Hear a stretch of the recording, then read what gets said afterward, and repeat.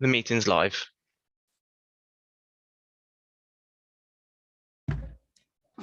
Okay, we're live.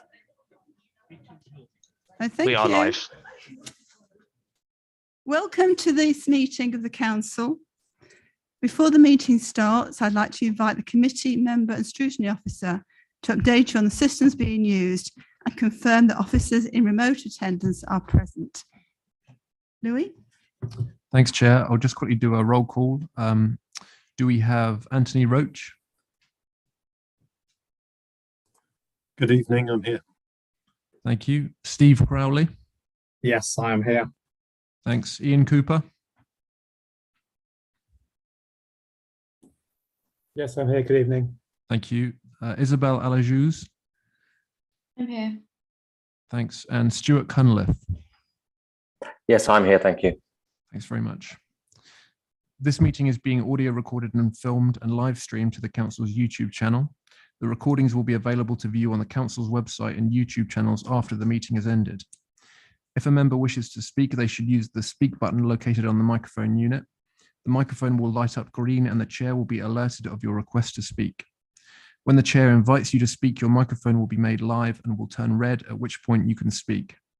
The normal procedure rules in respect of debate and times to speak will apply. When requested to vote, voting will be via the yes, no, abstain buttons on your microphone unit.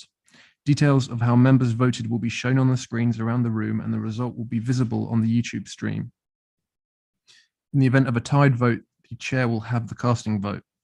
Are there any questions before we start the meeting? No? Back to you, Chair. Thank you. Apologies for absence.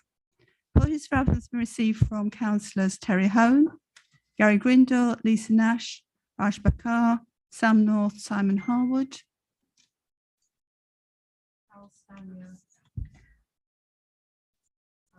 Terry Tyler, Raj Bakar. Oh, you already had that one. Yeah, okay. I think that's it. Thank you. And Councillor Strong? Yes, I think you've missed Joan Cowell, Faye Frost, David Barnard, Adam Compton, and Jean Green. Thank you. Some have COVID and the others are having to stay because they are with people with COVID. Thank you. Item 2, minutes for the meeting on the 10th of February 2022. I propose we take as read and approve as a true recording of proceedings the minutes of the meeting on the 12th of February 2022. Can I have a seconder, please?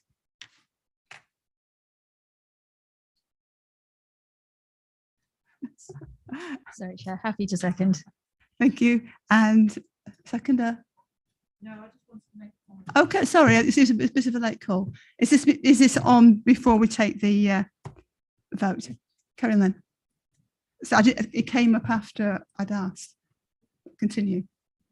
Thank you, Chairman. Well, I was waiting till you'd got your seconder, and then I just wanted to say upon the minutes that the apologies for absence, my member is called Faye Frost, not Kay Frost. Perhaps you could have that amended. Thank you. You okay there? Right. Proposer, Councillor Dennis Halberg. Seconder, Councillor Ruth Brown. Thank you. Are there any amendments to the minutes? Apart from the one we just got? No.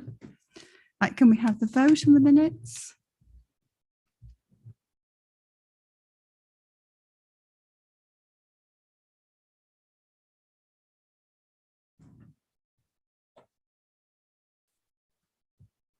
That motion is carried.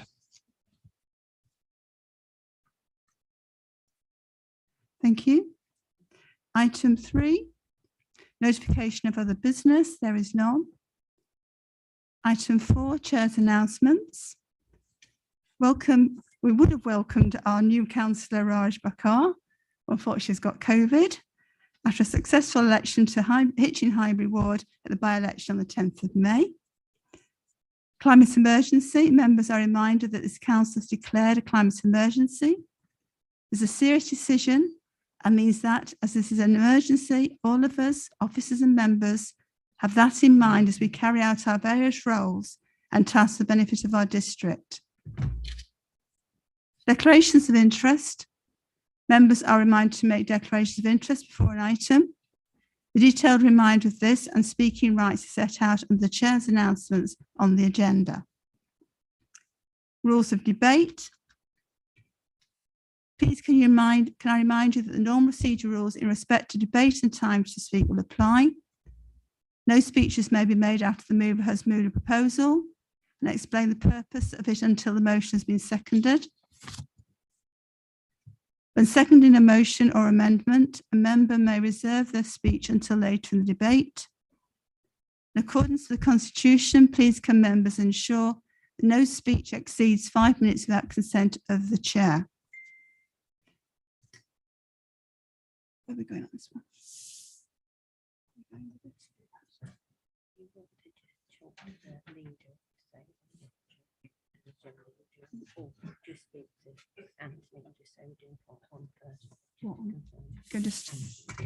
Can I just confirm with Anthony Roach, please?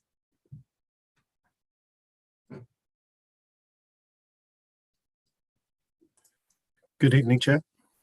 I just want to confirm part 1 and part 2 of the order they're going in. The suggestion, Chair, I believe the leader may well move a slightly different recommendation for the part 1 Churchgate report that doesn't reference the part 2 report, on the basis that the part 1 report can be considered as a standalone first. It doesn't actually need the consideration of the part 2 report before making the decisions on the recommendations. So the suggestion, Chair, is to keep the Churchgate items in the original order that they appear on the agenda. So item 10 followed by the part 2 recommendation 11, item 11, and the part 2 report item 12. Right.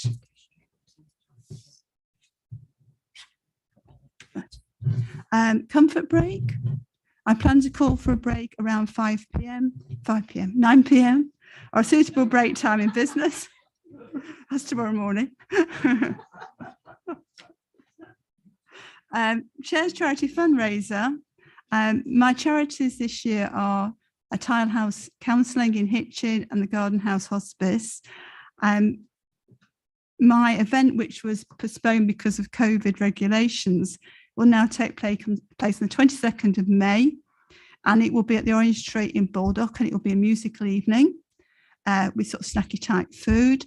And very soon the tickets will be available on the council website. There'll also be a payment point on the website for donations for those who'd like to donate rather than going to the music evening, or to do both. So that'll be in the next few days when we have officers back from COVID. Thank you. Public participation, there is none. Questions from members. There have been no questions submitted by members. Item 7, notice of motions. One motion has been submitted under Standing Order 4.8.12. Can I invite the leader to propose a motion? Councillor Halberg. Yes, thank you very much, Chair. You have to bear with me because I think we've got 2 motions that I've submitted. This is presumably the petition for councils to be able to meet remotely. Excellent. Thank you very much. I'm just going to take this down to make things easier. Okay, so I think as we're all aware, the pandemic presented a number of challenges to us and our continued effective operation in local government. But equally, it did provide us with some good things that we could potentially utilise and take forward to ensure wider inclusivity and participation in council and local democracy. And also it would enable those of us who perhaps have work commitments or health conditions or illnesses, but could still attend and take care of council business, but for those matters to be included in meetings. I'm aware, for instance, that a number of members of the opposition tonight can't be with us because they're unfortunately suffering with COVID or have to care for people within their homes who do have COVID. if we were able to keep a little bit of the good stuff that we had during the pandemic, what good stuff the pandemic brought us, that is, those members might be able to participate if we had hybrid meetings. And I think it's a shame that their voices will be lost and not heard as a result of potentially quite backward legislation in local government and indeed government as a whole, dating back to the 1970s. That's why I think that it would be extremely beneficial for this council to support the petition that's being brought by the Association of Democratic Services Officers, because let's remember, it's not just about us councillors, is it, colleagues? It's also about our officers and their ability to be here. And we write again to government to ask them again to help us enable local government and government at all levels to be more open, to be more democratic, and to look more like 21st century democracy. I think it's also important to note that you don't have to have a physical meeting and be physically present in the same space for matters to be effectively conducted. All of us, I'm sure, are used to using Teams, Zoom, whatever, in our business lives, and being able to remain at home, but dial into meetings like that assists us in meeting our climate objectives. Let us remember, colleagues, that part of the scorecard that we had showed that a significant contributor to this council's carbon footprint and outputs is actually the carbon cost of staff commuting to work. So I think that there are a number of good things that can be kept, and I think it's vitally important that we do keep the pressure on central government to move forward and to bring democracy into the 21st century. Thank you, Chair. Thank you. Can I seconder, please?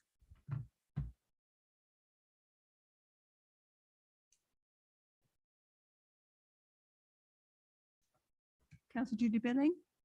Thank you, Chair. I feel terribly cut off in the naughty corner here, but I'm very happy to second. I think there have been some really positive outcomes, dare I say it, from the dreadful 2 years that we've had in general. And one of them has been realising that actually travelling all over North Hertfordshire every day to go to meetings or to County Hall, for those of us who do the county drag as well, is not necessarily a sensible use of time for either for us or for our officers. And it's odd in a way to me that that came as such a revelation. All I would like is not to determine how we hold meetings either now or in the future, but to retain the right of local government to make its own decisions. Why on earth would we need central government of whatever colour or whatever year to determine how local government should conduct its business and its meetings? And for those reasons, I heartily support the motion that we're being asked to support, and hope that it will have the support of everybody, not because it's leading in a specific direction, but that it's giving us the autonomy we need to do local government in the best way for the people that we represent. Thank you, Chair. Thank you, Councillor Billing. Should we go to the debate? Councillor Strong.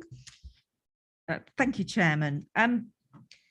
Having thought about this and probably the way that we did operate through the pandemic and as we are now operating, I go back to the full council meetings that we held on Zoom, and we had to have some agreed rules and procedures. And actually, it seemed quite difficult for a number of those meetings. Members, those that live in some of the areas where they have poor internet, they were dropping in and out because the connections were unstable. Then we had members that sort of seemed to get distracted. We had members that were eating, drinking, whatever, something that we very rarely do when we're in the chamber. And when I look at this petition, it actually says that we would need to have sort of rules if we were going into this hybrid type of meeting going forward. But at the moment now, as we've come out of the pandemic, and although it's not, it's the rules changed, but we still have hybrid meetings. We have meetings where there is no decision being taken that we can have on Zoom. We have a lot of participation in those by people dialing in. we're able to have our panels and our project board meetings using that format. So that it's not, I don't think, being restricted in the way we're working now. And in fact, I think that the petition that's going to government is a little bit misleading, because it seems to infer that you don't actually have any way of being able to have these hybrid meetings. And I do think hybrid meetings, there is for some of the committees that we have, like planning and licensing, which are quasi-judicial, there's a potential for legal challenges if those sort of meetings suddenly became hybrids.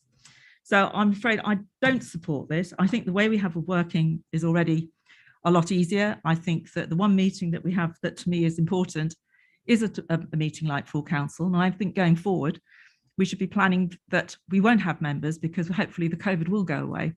But if a member is unfortunate and cannot attend, then that obviously, if they have something, if anybody has any problems with a health issue, whether it's COVID, whether it's flu, whether it's something else, then you don't come to meetings. We've always had that, and I don't see that that will change in the future. So I'm afraid I'm not able to support this. Thank you, Councillor Strong. Councillor Morris. Thank you, Chair.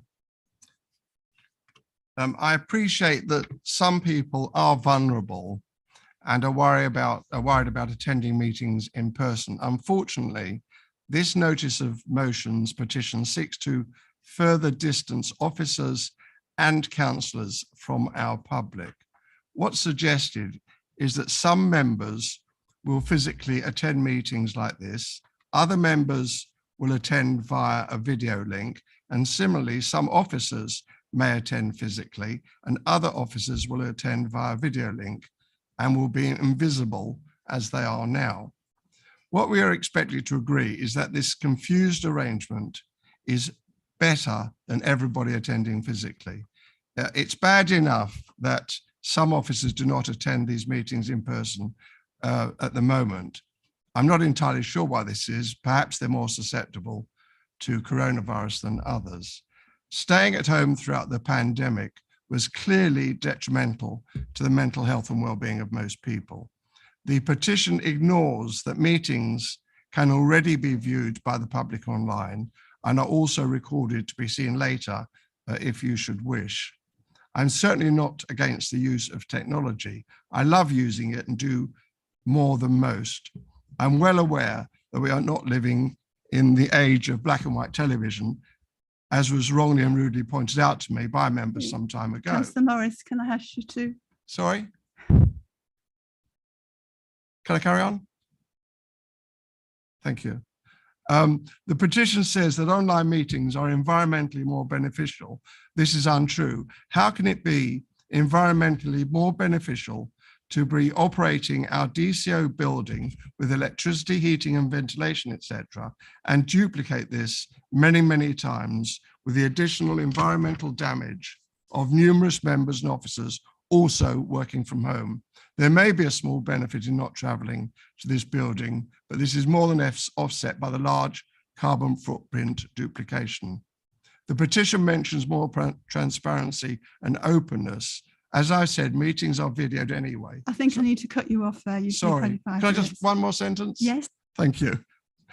It's quite amusing. The petition is obviously scratching around for a rationale and talks about going out in bad weather, such as snow or flooding. I'll remind members that we are not living in Alaska or the Amazon rainforest. Thank you, Chairman. Thank you. Councillor Daniel Allen. Thank you, Chair. I just wanted to say that I think this makes perfect sense.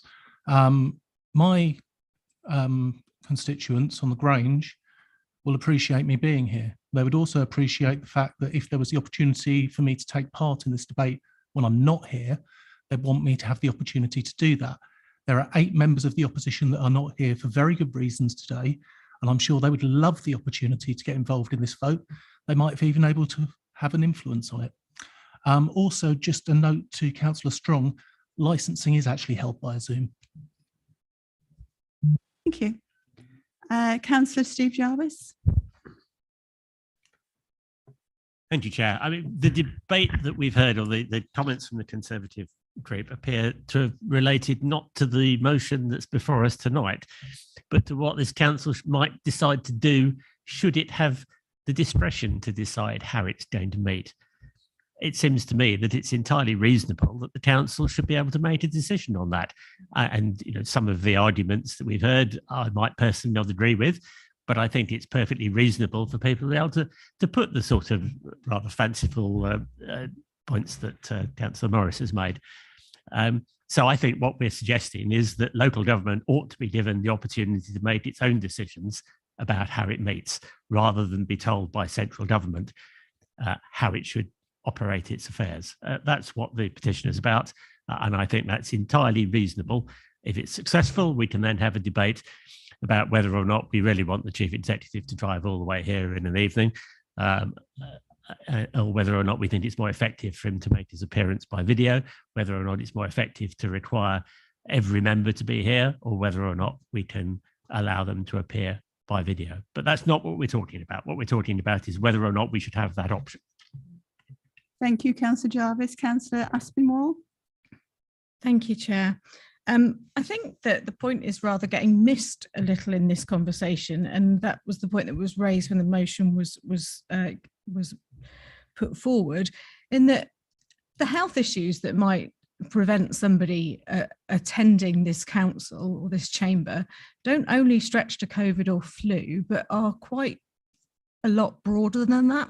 And what COVID has taught us as a society is that the level of inclusivity we have managed to achieve in the last 2 years in all aspects of our society has been utterly wonderful.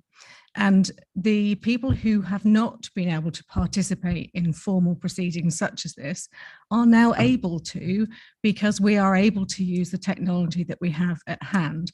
And that is simply a progression of society that I don't believe that we should have any part in reversing. The inclusivity, particularly on disability and neurodiversity, that this will provide, this choice will provide this council with, is quite an obvious one. Unlike the comments made earlier, I don't think it's dreadful that the officers are dialing into this meeting. In fact, I think it's utterly wonderful that we are providing an opportunity for people to care for their homes and their families without having to resort to expensive childcare. And once again, we're increasing the level of diversity of people that can participate in these meetings. I'm intrigued to know what is made better by a full council meeting by being in person. This is a debate where we're all allowed to speak one at a time. The things that are better when we're in person are peer-to-peer mentoring and coaching. I don't see that going on here. And I don't know about many others, but I do have a family at home who I think are sat in a warm and well-lit home. There's no duplication of carbon footprint there either. And I see no reason that it's been raised in this debate for me not to support this motion. Thank you, Councillor Aspinwall. Anybody else? Councillor Mike Rice. Thank you, Chair. I'd just like to inquire into the legality. I've been led to believe over the years I've been in the council that for things like full council to make an actual decision, we must be present. So what's the situation in the future if we go over to not being present for a meeting?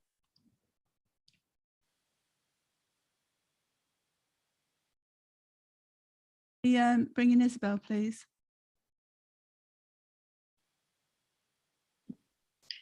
Zoom it in.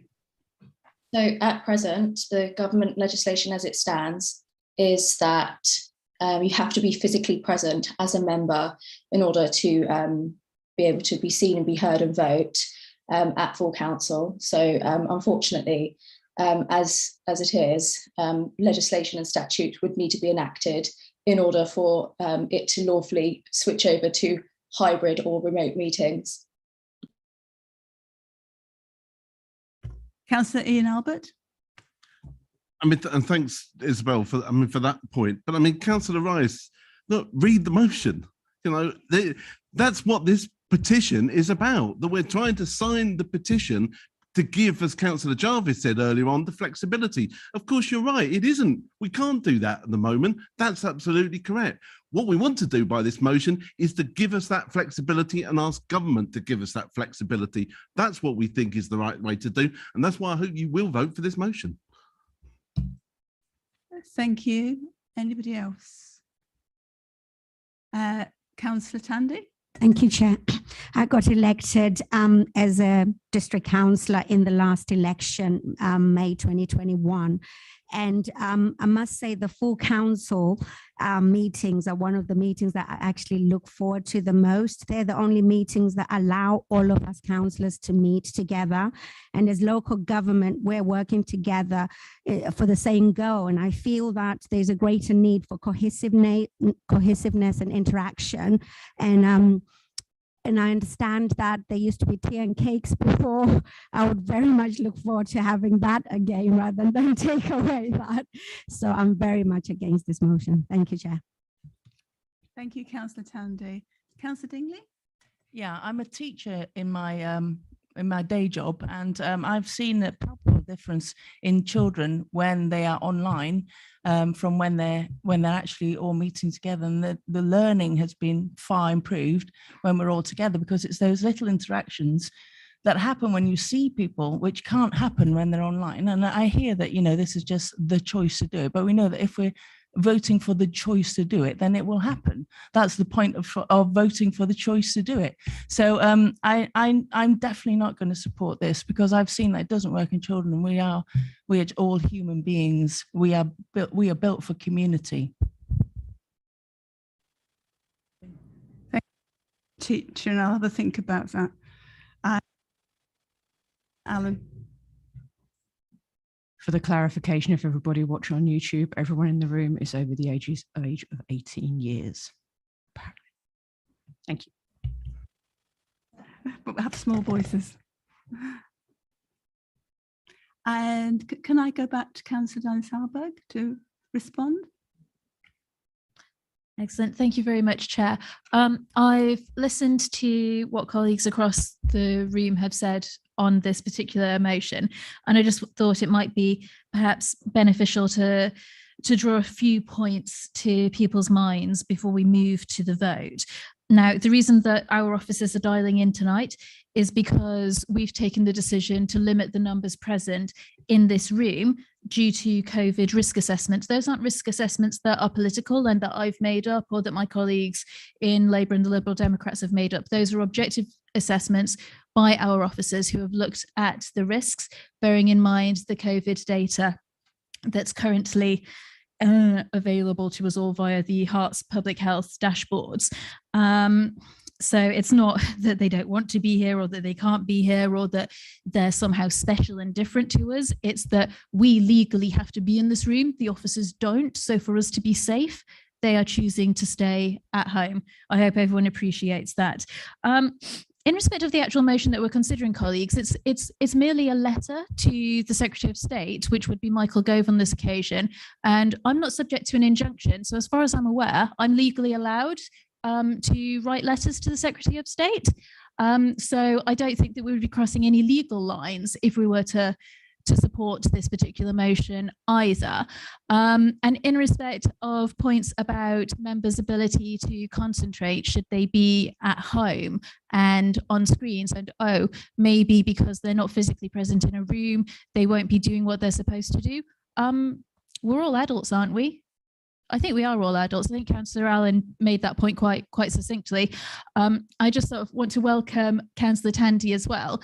As far as I'm aware, and as long as I've been on the council, which has only been 6 years, mind you, there hasn't been tea and cakes before meetings. There used to be drinks and a buffet after full council meetings, but I think we made a decision at some point to potentially stop that because it was quite costly, and there's no reason why we can't all get together either within our political groups or cross-party and socialise. I certainly talk to members from all parties in personal friendly capacities, as well as having political conversations with them from time to time. So I don't think that sort of this motion is curtailing any of that behaviour.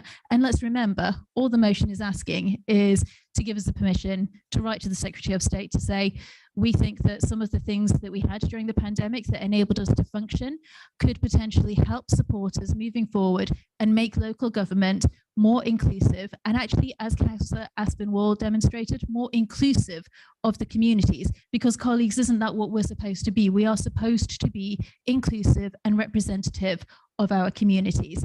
So I would urge everybody to support this motion and please let me write a letter to the Secretary of State. I do enjoy it. You should get out more, maybe, Councillor Dennis Harbour. Sorry, it was a joke, just in case no one got it. So the recommendation that Council supports the petition launched by the ADSO and LLG on the 5th of January with regard to remote and hybrid meetings. Can we have the vote, please?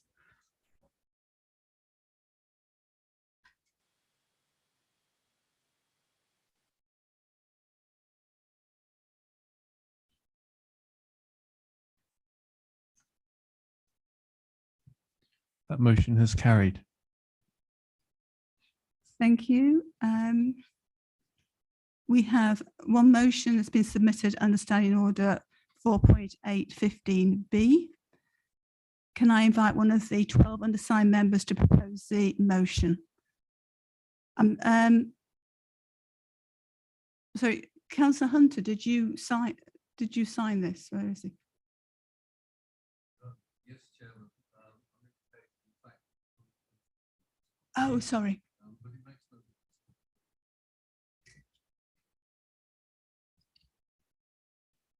Yeah. We'll pause the moment.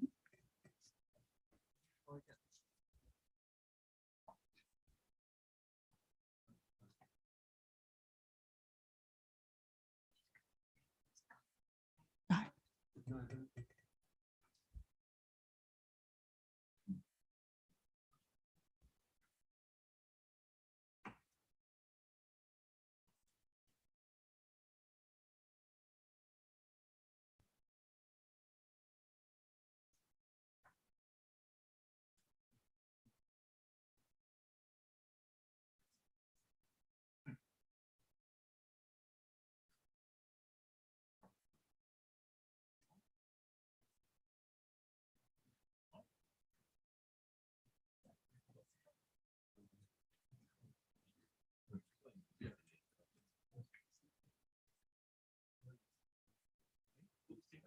Shh. Yeah. Serious IT business going on here.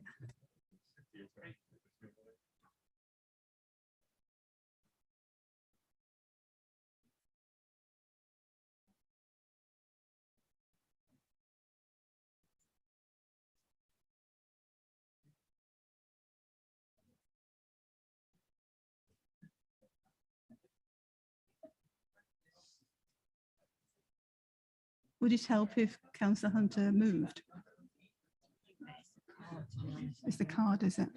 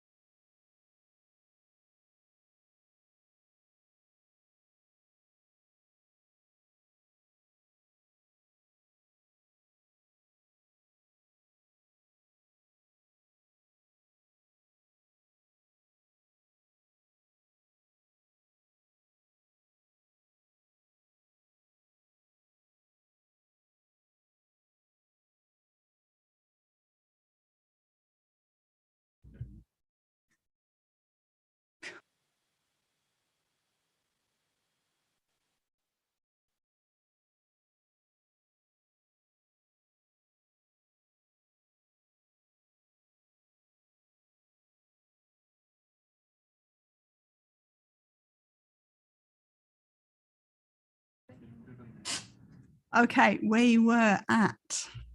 Can I invite one of the 12 undersigned members to propose the motion?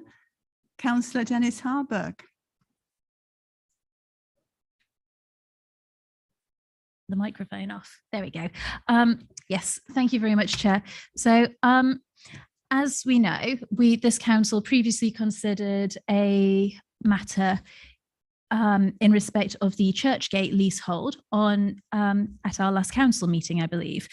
However, there have been significant changes and developments as the reports, which are in the public domain and also members will have received as part of their confidential reports pack, and will have Can I just interrupt you? Yeah. I was expecting the levelling up motion. Oh, were you levelling up motion? Are you sure? We've not done it. We've done that one. That was the letter to Michael Gove. Yeah. Because I don't need to get a petition to bring a motion on writing to Michael Gove to this council. Carry on.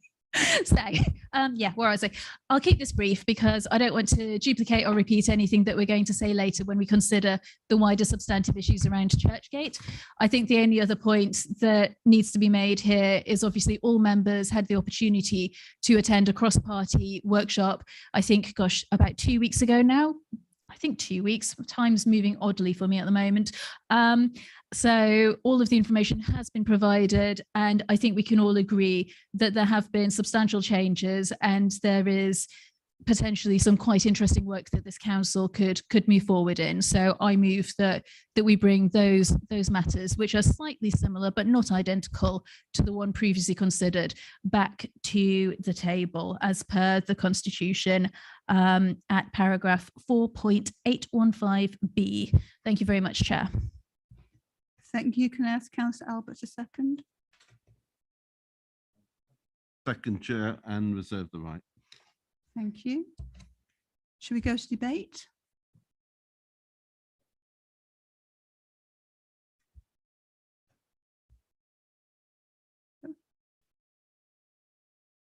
No, no debate.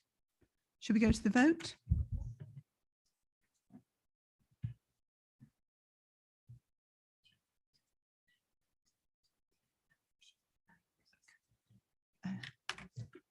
Councillor Hunter, would you like to indicate to Louis how you want to vote?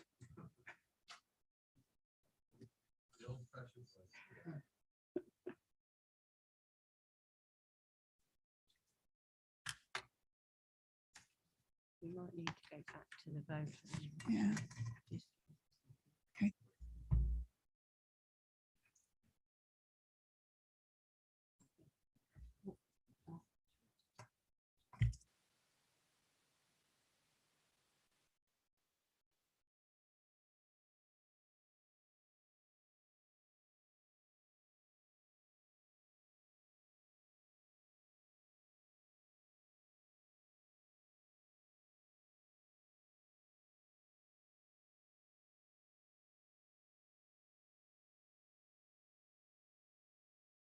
Councillor Hunter, you've dropped off the system, so we're trying to put you back on the system.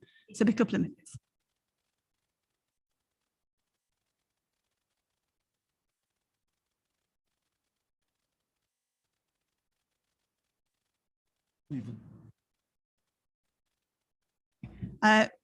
We're going to have a pause while we reboot the system.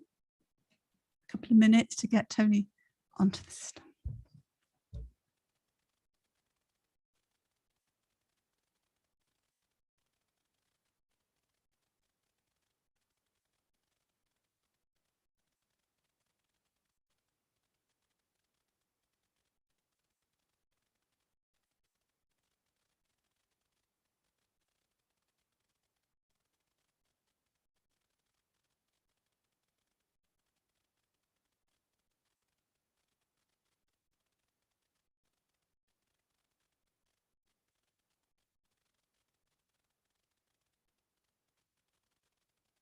Vote, Chair. Right, good news. We can go to the vote again.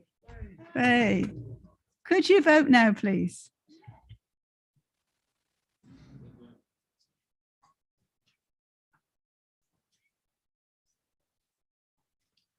That motion has carried. Thank you. Right. So now I'm on to exclusion. No, we go straight into. Okay.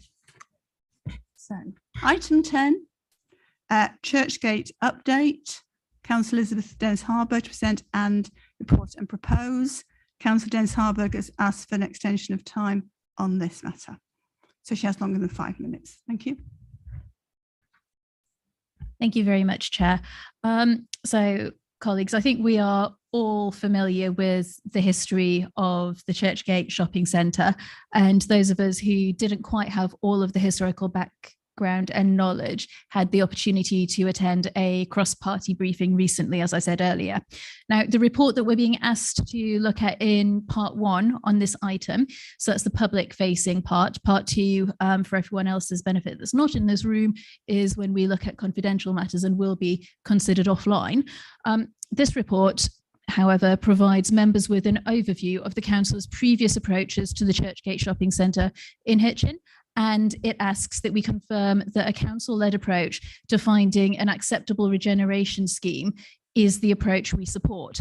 Now, clearly, what the specifics of a regeneration scheme might look like are something to be considered much, much, much further down the line. What we're looking at here is that overarching principle that a council-led approach to the regeneration of a fundamentally vital economic asset in one of our key town centres is the right way to go, as opposed to passing the thing or allowing it to lapse into the hands of private developers who might not have the same public spirit and best interests of our communities at heart that the council would have. Now, most members will be aware that the council has explored many opportunities to improve the Churchgate Centre for many, many years, and it was first identified as an area for development in the council's local plan number 2, which I'm told was adopted on the 20th of July 1993, when I was 7. So that's how long this has been going on. Probably before then, as colleagues might tell me. So following coverage in the local media over recent months on the future of the Churchgate Shopping Centre and the potential sale of its leasehold, it was felt important that we as a council considered our position and whether our position remained as it had done when we decided back in February 2019 to explore means of acquiring the lease. While much has changed since that February 2019 resolution, it does remain the case that a developer-led approach to the regeneration of Churchgate hasn't actually worked. We know that a sale that was potentially agreed at the beginning of this year didn't proceed for reasons mainly around the developer being potentially unable to develop the site in the way it might have hoped.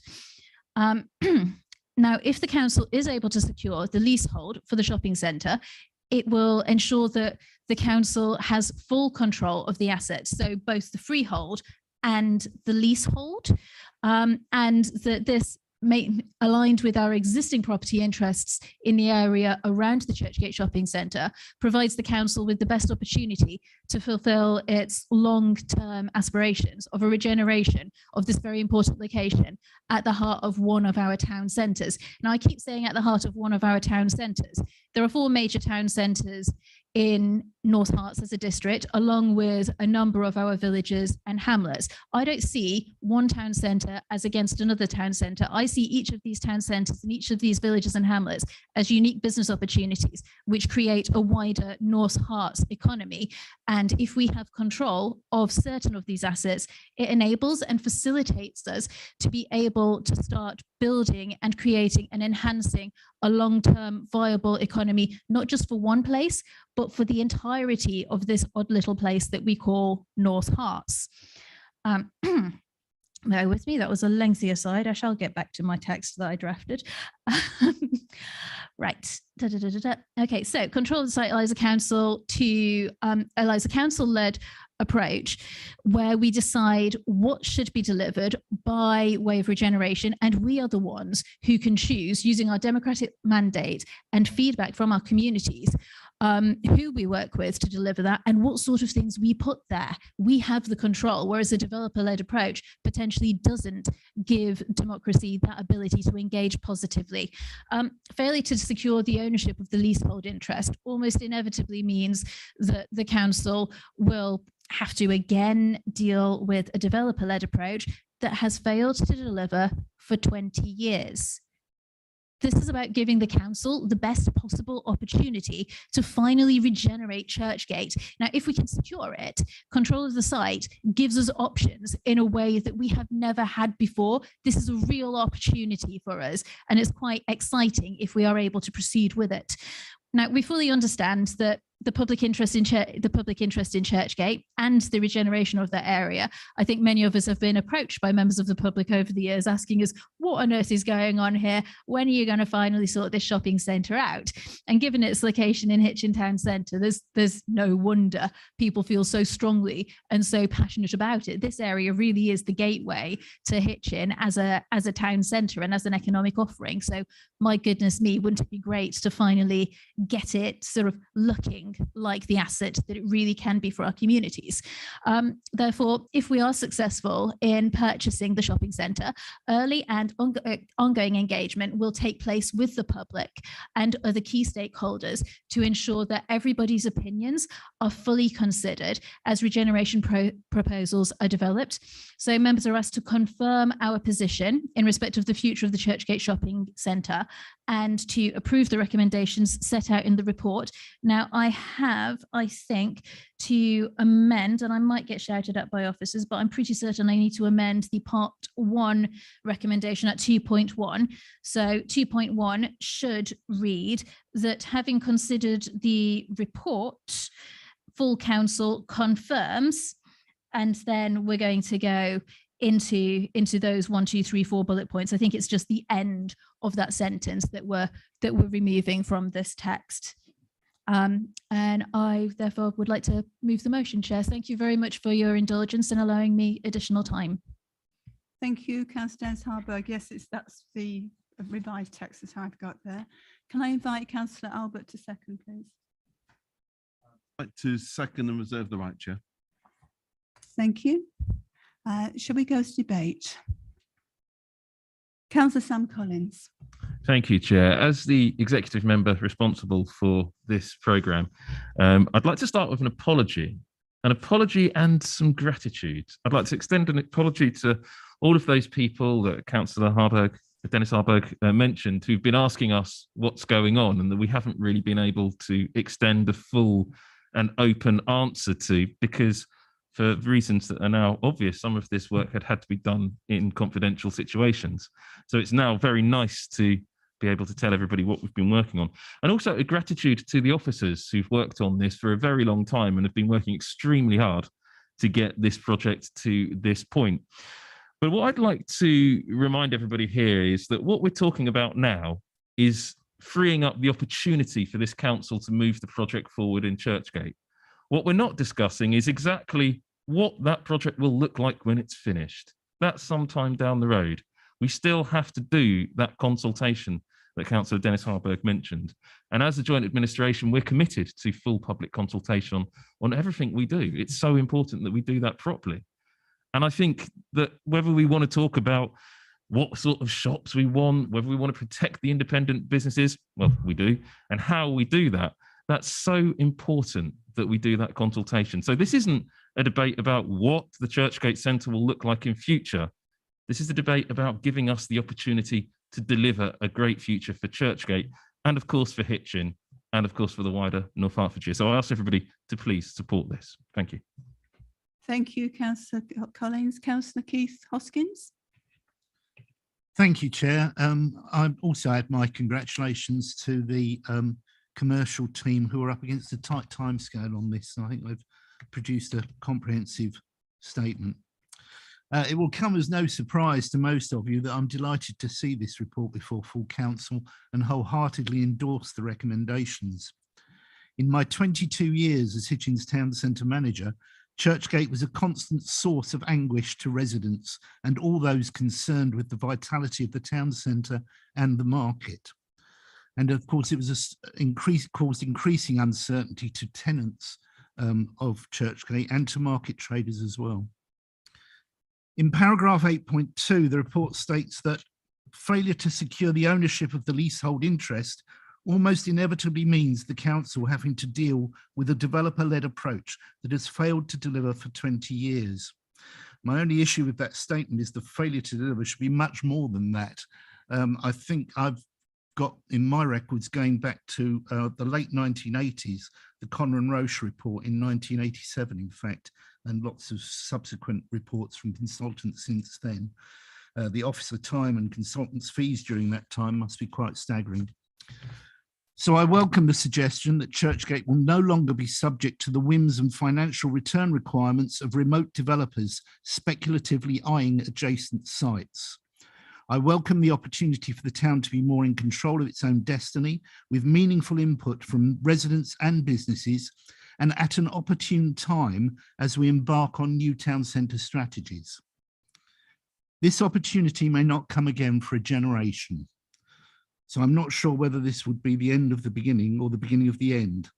But in the words of an esteemed colleague, words which sank the Simon proposals in 2012, there are compelling reasons to support these recommendations. So I urge you to support, please. Thank you. Thank you, Councillor Hoskins. Councillor Judy Billing. Thank you, Chair. I think I'm just going to stand very briefly because I feel a bit squished into the corner here, and that might be deliberate, I don't know. But the only reason I wanted to speak really was to reach out to anybody in this chamber tonight who might feel tempted to take a partisan or an oppositional party political approach to this problem, and ask them seriously to consider not doing so. And I do that on the basis of the evidence of the work that I've been involved with for many years. And I'm really sad that Terry Hone's not here tonight, because I know that he would testify to what I was going to say, which is that having myself sat as the only opposition and indeed the only Hitchin member on the Churchgate Working Party for many years, hours and hours and days of cross-party productive working went on, looking for solutions, not always finding them, sometimes being a bit slow, sometimes being a bit behind the curve. Last time, I think we were too slow to understand that looking for anchor stores was a matter of the past. It was an outmoded concept, and we carried on along that line for too long. But the work was solid, the work was cross-party, the work was collegiate, and it was comradely. And I spent many hours being asked by members of the administration in quiet rooms in this building, how will that play in Hitchin? How will that play in Hitchin? And feeling that all voices were being listened to. So now, tonight, we have the opportunity of making a mature, sensible, grown-up, cross-party decision for the benefit of the whole of North Hertfordshire. And I really hope that we won't find any silly or unconstructive reasons to stop that happening. Please, let's go forward. Please, let's be positive, and let's start to finish a piece of work that started far too long ago. Thank you. Councillor Billing. Councillor Richard Thake. Madam Chairman, I'll take this mask off because it's very difficult. I've been in this place a long time, and during all of that time, Churchgate has been first among equals in the issues that this council has wrestled with unsuccessfully, sadly, although I do echo what Judy has said, it wasn't for the want of trying. The situation I find myself in is strange, in as much as I have been a huge protagonist of taking the carbuncle, as I've often called it, out of the centre of our beautiful market town. And for me to stand in the way of an opportunity to do that would be ludicrous, invidious. So I say now to you, Madam Chairman, that I will not be voting against this, but I won't be voting for it either. And the reason for that is very simple. I have spent all of my time, all of my working time in land and landed property. But I don't profess to be, and I am not an expert in that very specialized area, which is retail commercial. I'm a residential man. So I have no better way of understanding the capacity of this authority to deal with such a specialist area than to say to you, in all honesty, that I have to have my doubts about the capacity of this authority to deal with this in isolation. We've heard a lot about developer-led initiatives here.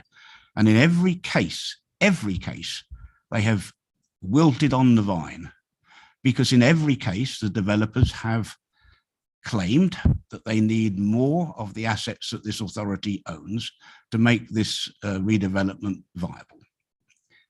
Now, I told you a few moments ago that I'm no expert on residential and commercial, but it wasn't one developer, Madam Chairman, it was a dozen of them, half a dozen, well, however many over 20, nearly 30 years, all have had the same attitude.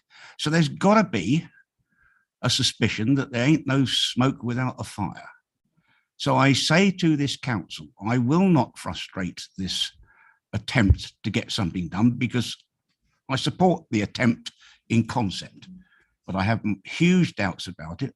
And therefore, and we're actually not voting for a concept at all here. We're voting for a plan that might come down the line at some time. And I dare suggest, Madam Chairman, that it probably will have to involve an outside partner.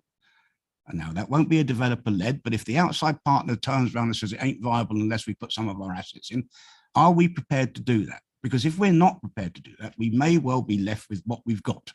And that would be a great sadness to me after all the years that I have tried earnestly to support this authority. And I know that Judy has tried earnestly to support this authority. This is not party political. This is a concern for public money and whether or not we have the capacity to deliver. And a warning that to deliver it, in my opinion, after all the evidence that we've seen over all the years, we may have to throw other assets in, otherwise it won't work. Cue Councillor Fake. Councillor Gerald Morris. Thank you, Chairman. I've said before that something certainly needs to be done with Churchgate. Its replacement is long overdue. The only thing is, looking at the recommendations, 2.11 makes sense. It says subject to the economic case for doing so. 2 says it must be a viable investment that maintains a return to the council. So we go and spend presumably several £1 million in achieving this. After that, 3 and 4 say we don't really know what we're going to do with it and we'll decide later. That's the problem, is that we'll spend the money and then we kind of don't know what we're going to do afterwards. And I don't understand how that can make any commercial sense. Therefore, at the moment, I mean, I would love to do something with the place, but at the moment, it doesn't make a lot of sense to me. Thank you.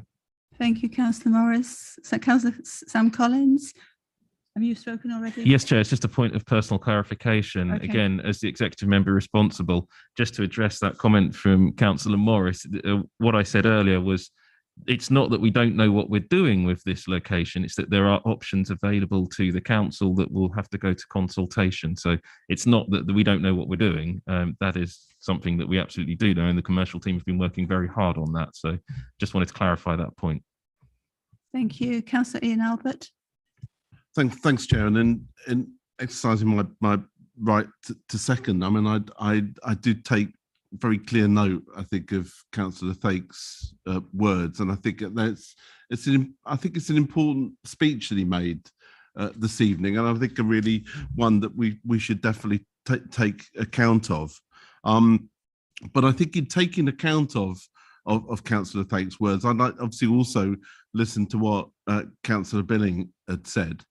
I think there's no doubt that the past policy of the council that was carried, I think, pretty much unanimously under the previous administration was in large part what we have in front of us here. And I think what we're looking to do in this part of the debate is to reaffirm that. And I think in reaffirming that, I would certainly, and I would want to emphasize here as the current chair of the Hitchin committee, about the importance, obviously, of having that consultation that Councillor Collins and Councillor Billing mentioned, the importance, obviously, of consulting with stakeholders, residents, the current businesses in Churchgate, other traders in the town that are also affected by it. But there's no doubt, I think, in both actually managing, I think, what is a hugely successful town in Hitchin and making it more successful, actually doing something with Churchgate that sets out and abides by the principles of 2.1 and 2.2.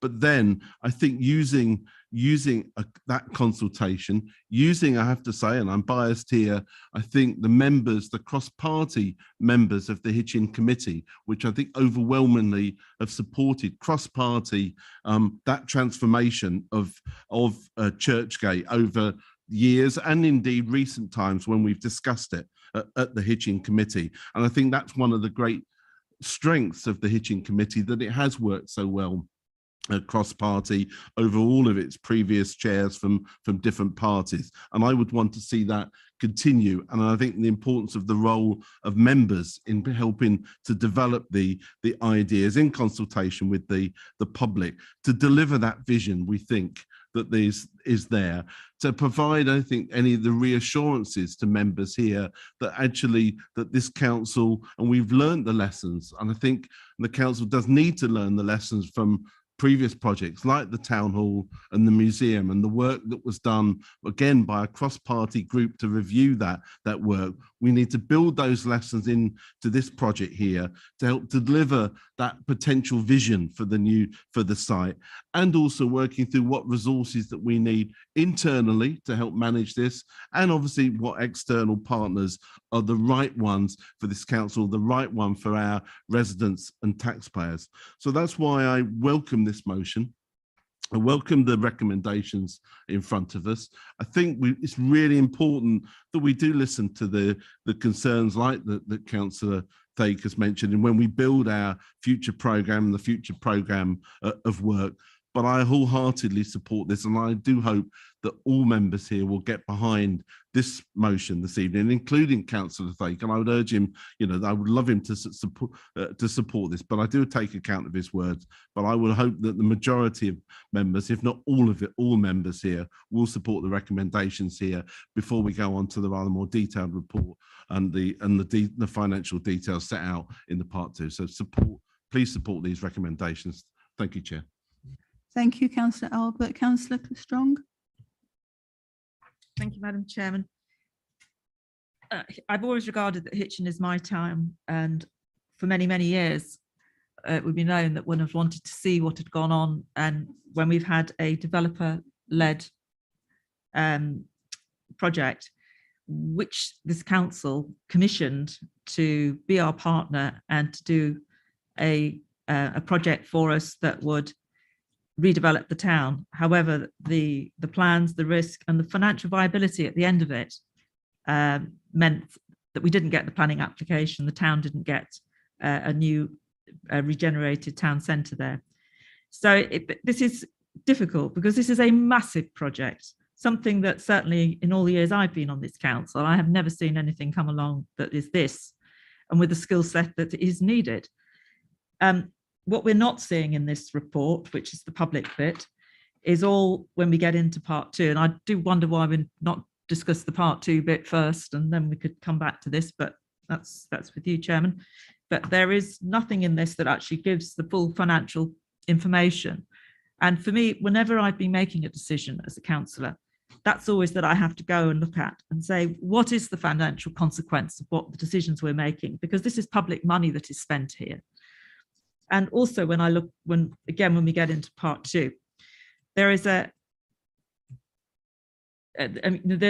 numbers and there's figures. Can we just stay on part 1? I haven't mentioned any numbers or figures. I'm just saying that I'm alluding to that, but we do need to go and speak to that as a group.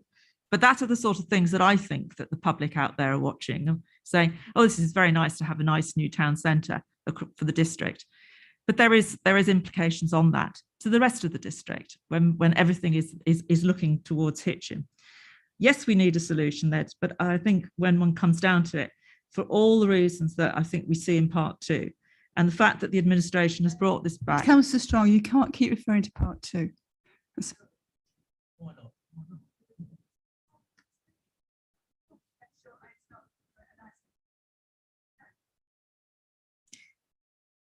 I have nothing more to say if I'm going to be treated like this in this chamber. Thank you.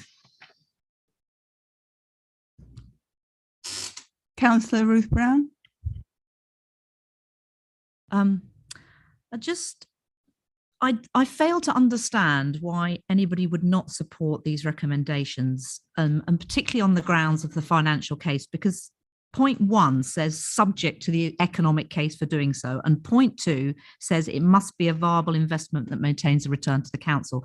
So I think the argument that Councillor Strong puts forward for not accepting this is flawed, because it's subject to economic case and subject to a viable return, and those are the things that we're going to be discussing in part 2.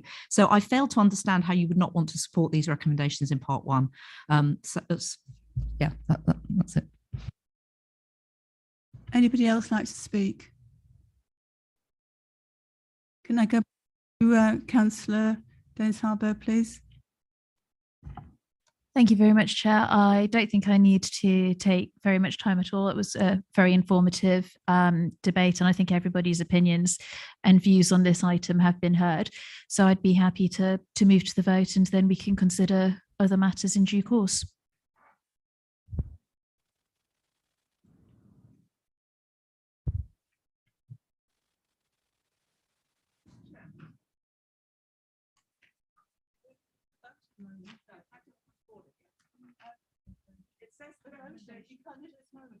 The recommendation says that having considered in part 2 information, No, it's been changed. It was changed. So it reads 2.1 that's having considered the report or council confirms. It is on. I must be being quiet. It's changed to that's having considered the report, full council confirms its position. And that's what Councillor Dennis Harburg read out, what now seems like quite a long time ago. But we are actually in the middle of the vote.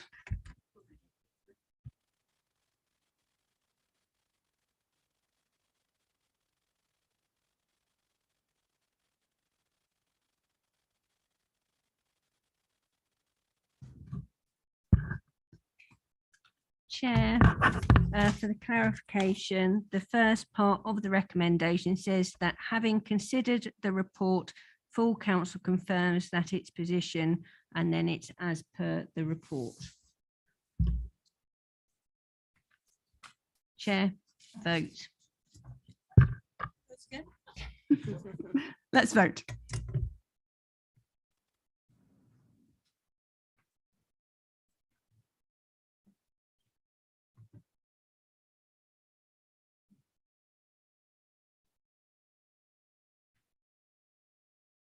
That motion has carried. Thank you. Item 11, exclusion of press and public. I propose that under section 100A of the Local Government Act 1972, the press and public be excluded from the meeting on the grounds that the following report will involve the likely disclosure of exempt information as defined in paragraphs 3 of part 1 of schedule 12A of the said act as amended. Can I have a seconder, please? Thank you. Councillor Sam Collins. Happy to second, Chair. Thank you. Vote, please.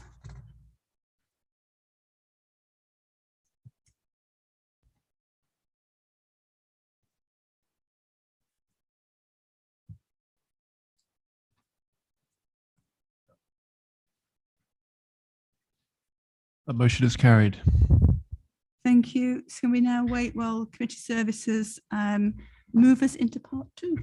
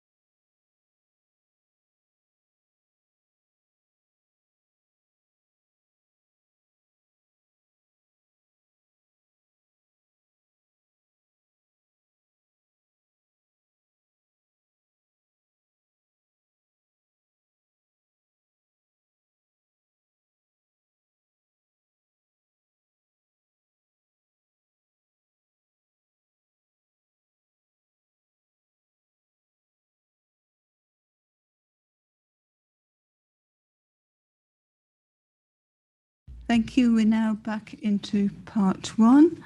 Item 8, items referred from the other committees that. Yes.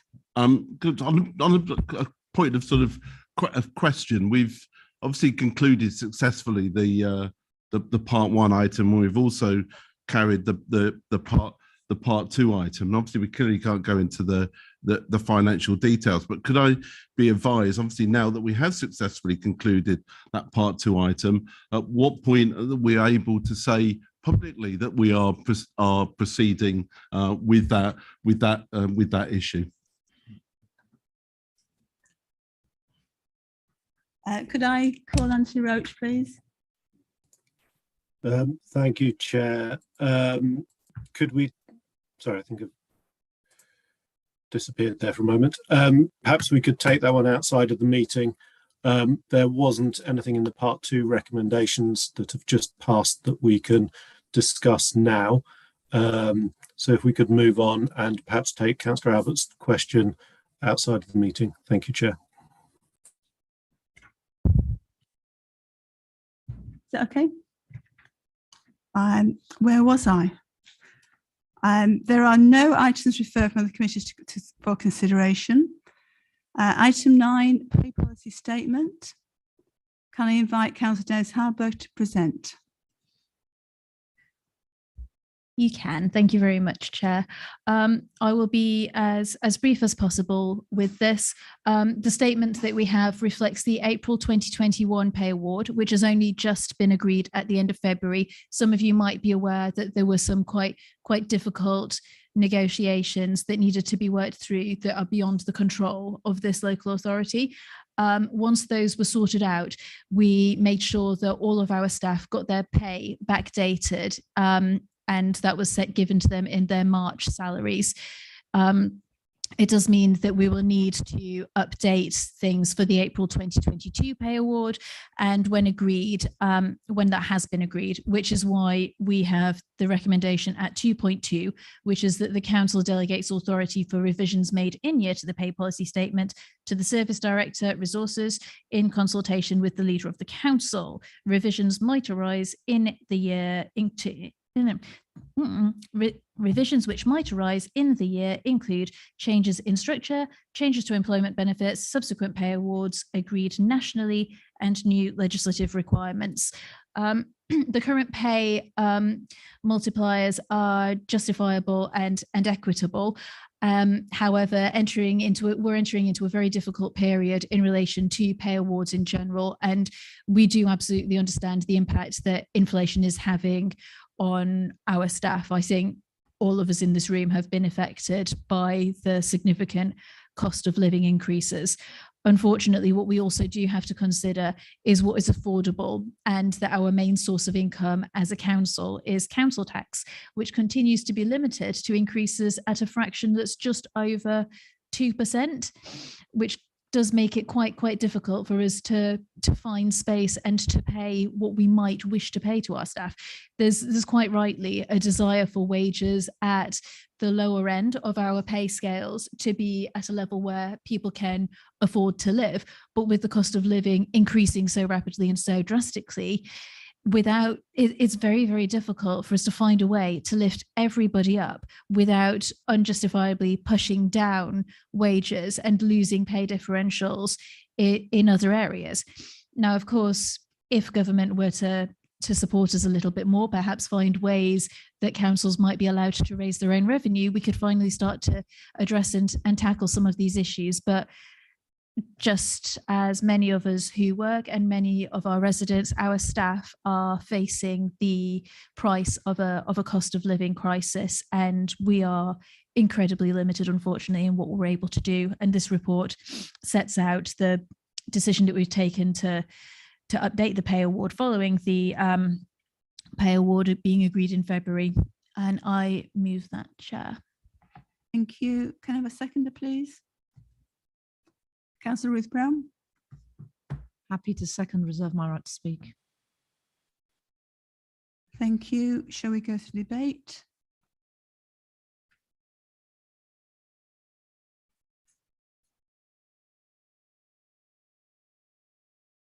No? Go back to Councillor Harboach. Anything else to say? You don't need to come back to me, Chair. That's Can all we right. just vote? Just being polite. Yeah. Right, shall we go to the vote?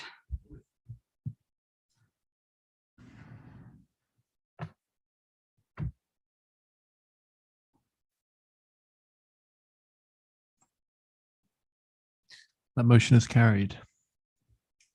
Thank you. And that's the end of the business. Close the meeting at 9:11. Thank you.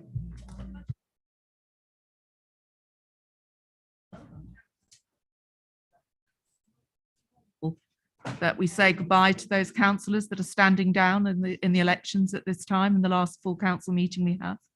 So I'd like to put on record that and say thanks to those councillors, Councillor Mike Rice, who will no longer be a councillor, Councillor Jim McNally and Councillor Simon Harwood. Thank you. Would anybody else like to add to the list? Councillor Dennis Harburg? Yes, thank you, Chair. I would like to place on record this council's thanks to Councillor Gary Grindle, who has served the community in Letchworth Wilbury for a very long time. I think I don't even know how many years, and he has always done so diligently. Don't mouse numbers at me, I can't lip read. And he's always been diligent, but also a great friend and support, and highly entertaining, even though he does support West Ham. And I think colleagues will miss him when he's no longer in the chamber with us from May. And Kate Aspinwall as well is going to be standing down this election. And I think, again, has provided great service in her roles and at scrutiny and on FAR. Oh, this was sprung on me very quickly. Thank you, Chair. Can shall I add a few? Can help me, and Mike Hewson as well, who's my colleague in Walsworth, and I don't think that I would have been able to deal with all of the casework that we've had if it wasn't for him standing by my side and splitting the workload over the last few years. I think I'm done now. Can I go home? Thank you. Not quite yet. Councillor Strong? Yeah, I forgot Councillor Bishop, who obviously is not with us, sadly, although I did see him and he does look well, but as he says, it's looks can be deceiving. But I do wish him well, and I hope that the treatment that he has will extend his life and he'll get a lot more pleasure out of it. Thank you. We agree with you there. Thank you very much.